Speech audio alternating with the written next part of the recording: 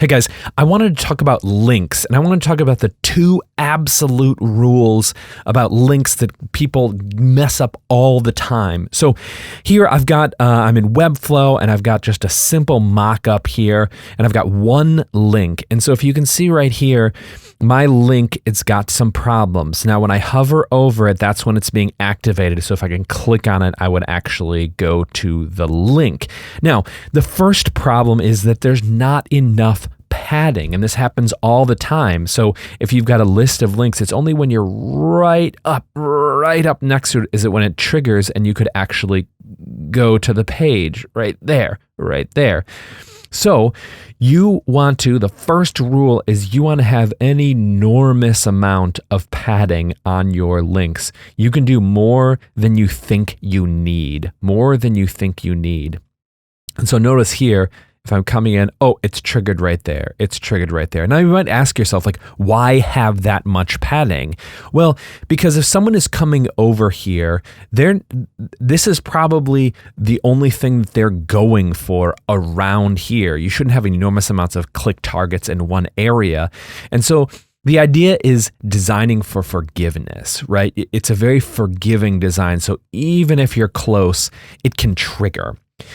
So this is important to have a lot of padding, and it's important for desktop, but it's also important for mobile. And I'll tell you why.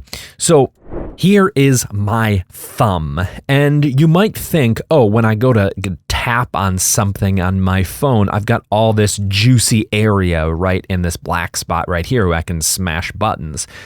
But the truth is, it isn't. It's only right here. It's like a tangent. Obviously, your thumb smashes and you get some more skin, but it's actually much less of a tapping area on your fingers than you think you have because your fingers are rounded. And so you have these tangent-y areas where you're pressing it.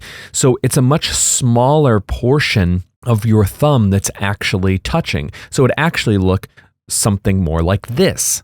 And we've all had the experience of pressing buttons and feel like we just can't press them. So that's why it's important to have a lot of padding on your links. And the second rule is that when you have multiple links next to each other, while they're on the right or the left or stacked on top of each other, you want to have no space between them. See, I'll show you what I mean. So here, I'm going to copy this link right here.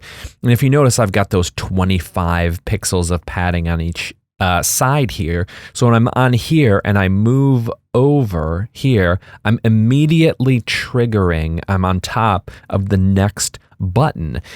And the reason you want to do that is because in this channel in here, there's no other reason that a user would want to do something in this channel. So once again, it's designing for forgiveness. You know that the next place they're going to be going is going to be here. So how about I come out and meet you there? That's a wonderful thing to do.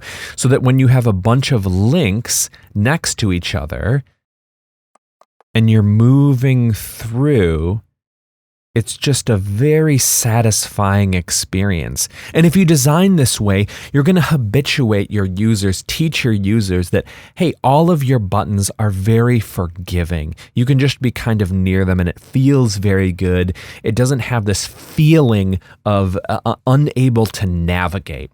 All right, guys, let me know if you've got any other thoughts or you've got any other rules about links that you have. I'd love to hear them. Thanks so much, and I'll see you later.